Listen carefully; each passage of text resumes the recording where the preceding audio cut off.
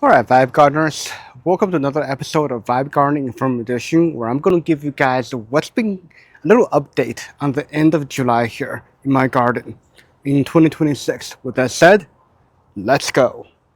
Alright, guys, so if you've been tuning in, you will remember that in June it was a very wet month in June until the very end of the last week, where it basically my timer my timer of watering only happened something like 2 or 3 times.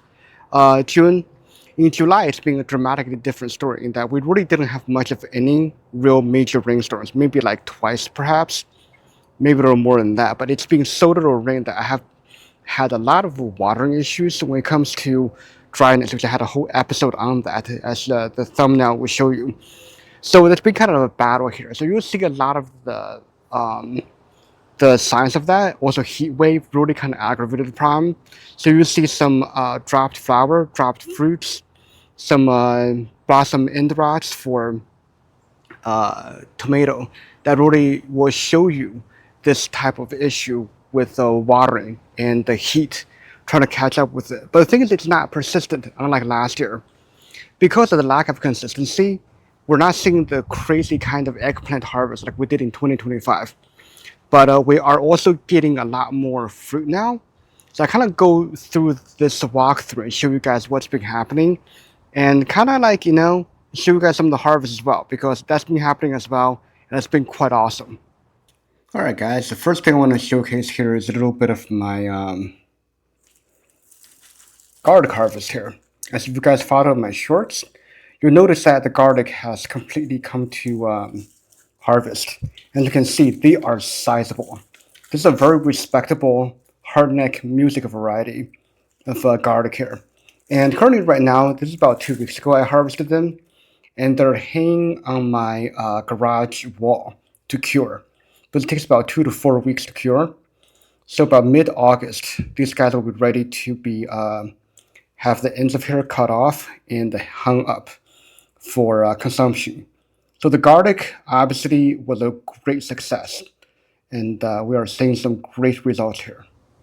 All right, if you guys remember the peppers from the pepper experiment video, they're doing quite well here. So let's go zooming on the Anaheim pepper. As you can see, we still got some more fruits coming up, and to my happiness, this one is becoming red. So I can actually, when it goes full red in about a week or so, I can actually test how actually spicy this gets. Now, as you can see, there's been some weird coloration here, and part of that is I didn't water it fast enough at one point, and so now I definitely know that probably every 2 to 3 days I need to water this thing. And here with the Buna Mulatto, we're seeing some really good colors here. So now I have a full array of the purple, orange, and the red coming along. It's a very ornamental, beautiful pepper with about the same kind of spice level of serrano that is giving a little bit more fruity flavor. Now here with my science experiment, or the second chance bell pepper, as you can see, this California Wander is starting to transition from the green to red here. This has been going on quite well. I've been giving all of these guys a little bit of fertilizer along the way, because especially this one, the constricted pot here. So what I've been doing is I've been harvesting a couple of peppers when they're only about this big. Pretty tiny, right? And the reason for that is that I know this plant cannot support more than 3, 4, maybe 5 fruits at a time. I mean, probably even less than that. But because of the daily watering and also the added fertilizer, I realized I'm able to push it further than its biology would otherwise let it.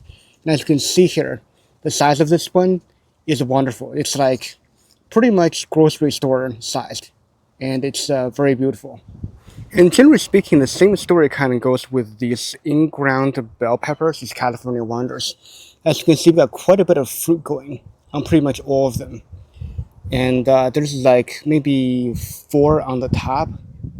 And then as you go down, you got some pretty big ones down here, like that one.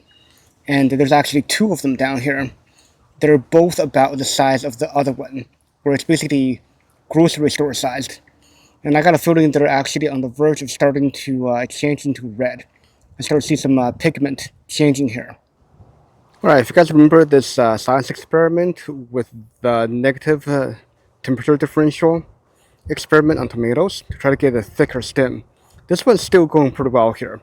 And as you can see, there's still lots of fruit. There's still, well, this one is being popping open a little bit, which means I think watering has been a bit of an issue lately. But they're all still turning red. And they're still, as you can see, the size of essentially grape tomatoes. But I can assure you from cooking with it that these guys are still very much the texture and the flavor of Roma tomatoes. So it's more of a paste tomato, but they're just really undersized. And it really shows with this. You see the clay soil here? Yeah, the clay soil is definitely doing quite a bit of work on the roots to give it a hard time. But they're still coming through. There's nothing wasted. I'm still making pizza sauce out of these Roma tomatoes here. So this right here is my actual in-ground Roma tomato crop here.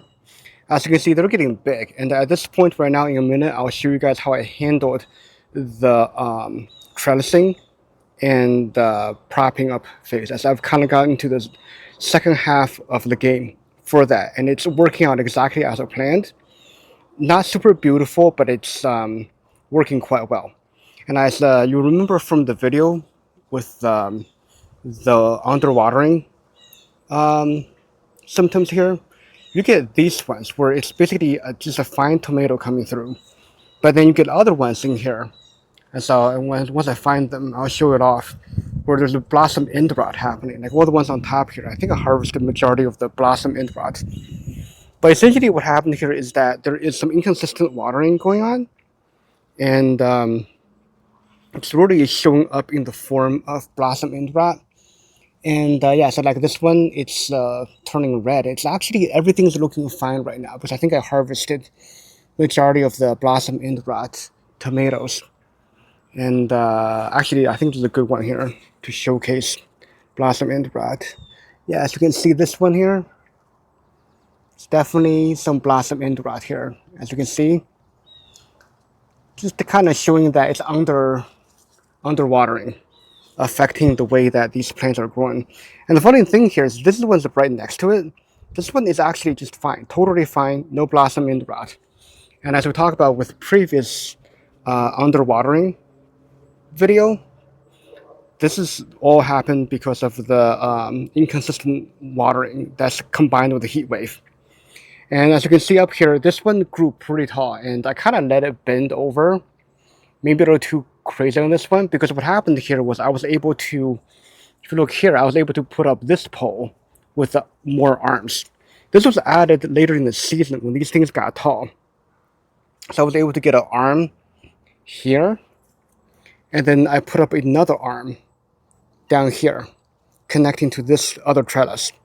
So that way it's basically held into place with its two neighbors, and with a bridge trellis here, or basically a fence post here, and stake here. So basically, like, I just let them kind of just flop over and then land on the next plant. Yeah, it's not the most elegant way of handling it, but it's better than basically chopping them off and letting them not produce as much as I noticed last year. So that kind of solves that problem. And as you can see, this side is a little bit more elegant, and that's able to kind of just flop over and get some support here. And there's other better examples here that I can show you guys. As you can see here, there's a lot of top ones folding over. I'm basically just letting them drape over into the surrounding here. And that's been my my solution to the problem from last year. And as you can see here, there's a lot of clipping to keep them basically held up. And yeah, there's definitely abundance of food here. But like I said, it's there's been some drought situations. Alright guys, this is probably my funniest bed right now. As you can remember, I started with the intention of making this half of the bed into a green bean bed. But as you can see, it is about 2/3 flour We have the Elysium right here, and we have the marigold, the dwarf marigold, absolutely exploding. And these poor green beans here are just fighting for space. But they are producing quite well, as you can see here. We got quite the green bean haul coming along. I'll harvest them soon for a nice little stir fry. And yeah, I mean, it's going okay. And yeah, we see a little bit of sign of skeletonization, probably from Japanese beetle or something else. But like the previous videos you guys saw about Japanese beetles, I was able to get them pretty well under control this season. And speaking of eggplants, well, the Dell's also kind of coming in cure here. I got a sort of a random new wave of Japanese beetles coming up right about a week ago in the basically very end of July. And I think what happened was the temperature got low enough with some watering. I still need to do some research on why that was happening, but I got a little bit of a day or two of boom from Japanese beetle, and I was able to pretty much take care of that. But here we are. So the eggplants themselves are producing quite well. As you can see, we go down here, you see all those clusters of eggplants in the back. So we got this one here. It's coming along. It's not very big. This will probably have another week or two of growth still remaining. I definitely resolved the watering problem I had before. But as you go back here, as you can see, there's tons of them. I see already at least 5 coming along that are kind of developing. But they're all developing storage and they're quite small at this point compared to last year where I was able to harvest like, I don't know, 35 or something like that. So like everything, this is one of the bigger ones here. They're still with nothing compared to last year. So it's, yeah, so I think last year what happened was the heat wave was actually feeding it quite a bit. The heat wave was not as vigorous this year. That's my theory. I don't know if it's true. And here's another one. It's actually the biggest one, I think.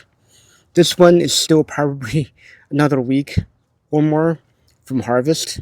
And I'm not doing anything different. I just think what happened this year is the weather wasn't as conducive to eggplant health as it was last year. And again, the celery are about as good as expected. I was able to harvest some and cook with them, make some nice soup and everything. So definitely not a problem with them.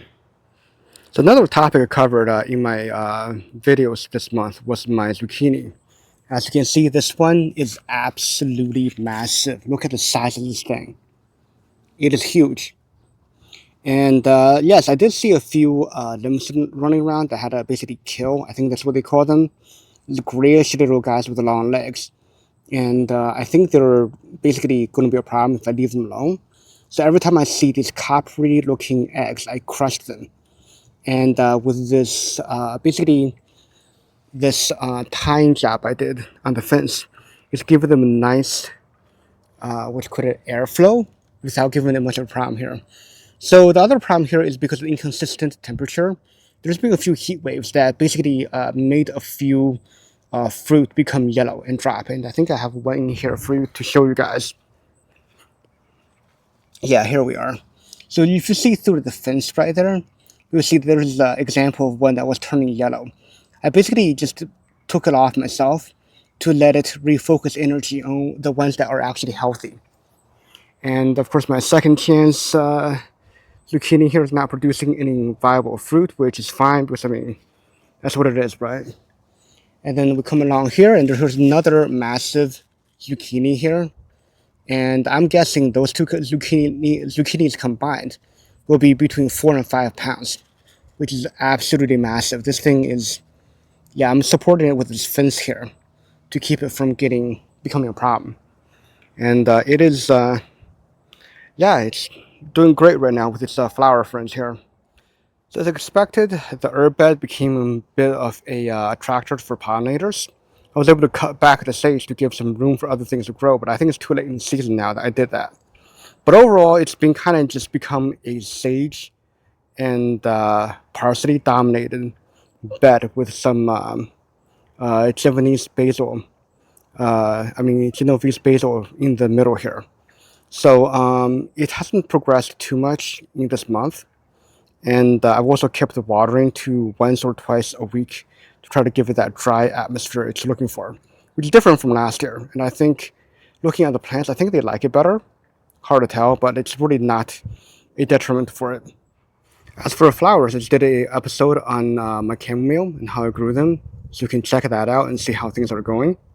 But also the zinnias this year was definitely a crop that was trying out, or not really crop, but like flowers trying out.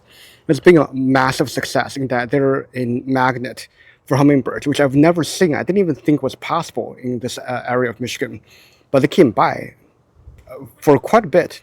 I've seen sightings of it quite a few times through the season, and it's been magnificent. One thing I've been doing now with my marigold this year is I've been aggressively deadheading it at this point in the season to promote more growth. As you can see, it's definitely paying off. We're starting to see nice new flowers coming up after a massive bloom earlier, and we can also see signs down here. You see those dead flowers right here? Yeah, so those were essentially signs that there was a heat wave for a short bit that basically made these flowers essentially go sterile. Another interesting guy I want to talk about is this marigold flower. This is a plant that's actually a branch that fell off another marigold plant, and I basically plopped it into what's the leftover soil from the garlics in container experiment, and look at this thing grow. This again is showing the power of marigold being able to be resilient, go into any dirt and just keep going. So this year I grew black Futsu again, and it's some of the same issues as last year in that there's a lot of browning of the leaves. And this year what I did was I invested more time on giving a deeper watering, which has been helping. Also, I've doubled down on nutrition to give it both the Miracle-Gro tomato, or actually Schultz tomato fertilizer, as well as the Miracle-Gro all-purpose. So that's going to give it an extra little boost of nitrogen, which seems to be quite lacking in the soil, or the pH wasn't conducive for it. I'm not 100% sure what the real problem is without the actual soil test. But there was definitely a problem, and adding that extra double shot of nutrition was exactly what the plant needed. And it definitely is doing better. And I also pruned a lot of the dead leaves. And you can see here, this is the one pumpkin fruit that's coming up. What I did was I actually started with a fruit bag, but the fruit bag, it was outgrown it pretty quickly. So I got myself one of these mesh produce bag meant for melons and large pumpkin and stuff. So I have it tied down here to prevent bunnies and squirrels from attacking this thing, like the gumbo spice pumpkin had last year. And this plant, just like last year, it dropped a lot of fruit. It dropped about 2 or 3 before this was able to come to actual production here. So again, showing the effects of the heat wave. So this year I kind of took what I learned last year, and I got this cucumber, 2 cucumber plants growing from the location of the cucumber moonshot experiment last year, and I think it's doing fairly well. And I got the carrots down here, and I finally put automated watering down here as of just yesterday or 2 days ago, and it's already working. So I think that's going to help alleviate the watering problems. And as you can see, I've already harvested the 3 first fruits from it from the previous episode. I showed you guys how I did fast pickling, and I already got some more pickles, cucumbers coming here. This new one coming, and there's a massive one that is finally getting good, good hydration going. And the main difference I'm doing this year is not only am I giving it better hydration later on, I'm also, if you look at the leaves here, again, we're showing signs of magnesium deficiency. So I've been getting Epsom salt spray, which I'm using about 1 tablespoon per gallon worth of Epsom salt, and I've been spraying on them here and there. Though it's definitely showing signs not kind of coming around with that deficiency. It is getting to that very healthy point, which I'm kind of glad for. But let's see how long I can keep this guy going for this year, which obviously I have backup, so not really heartbroken if this goes early. All right, speaking of backup cucumbers, these are the guys I planted about 3 to 4 weeks after I planted the first ones. Actually, it's more closer to 4 weeks. And the reason was I was waiting for the heat wave to go away so that the cucumber seeds would not become sterile. And honestly, I lost track of the timing of it. But as you can see, the cucumbers are definitely very much progressing here. And I got myself some strings coming up. I don't know if some kid or someone cut this group from here. That was definitely very disappointing, but I only have enough string now to come down here to tie to that. So that's what's been going on with the cucumber in the utility pole section.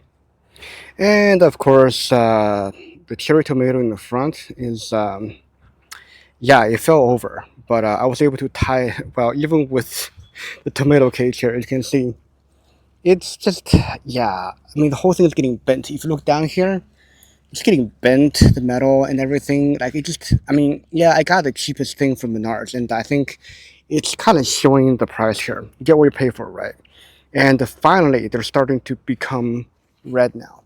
Finally getting something that I might be able to harvest soon. And yeah, I have, honestly, I don't understand what's going on here, but this is only a 35-cent seed packet. I mean, what do you expect, right? But I think they're coming through pretty well, and these are huge. I mean, it's kind of getting to the point so, like, do I even want to call this cherry tomato? I mean, look at the size of this thing. Like, it's getting to, like, those, you know, salad slicers. I mean, I don't know. It's kind of getting to the point where I'm like, I don't know if I want to even call it cherry tomatoes with the size of these things, but it's coming, it's finally changing color.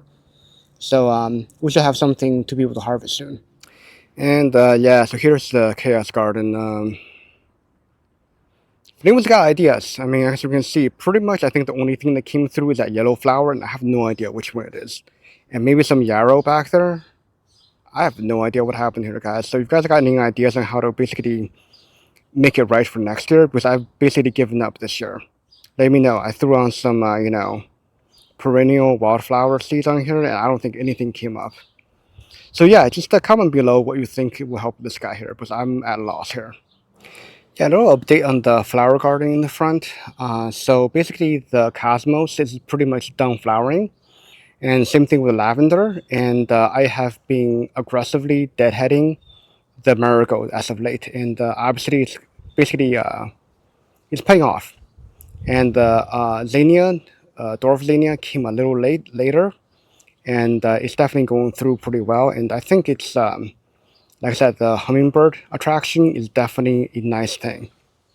Now, as for the lupine, I transplanted into this concrete planter with the DIY insert. I think I completely underestimated the kind of stress I put the plant under.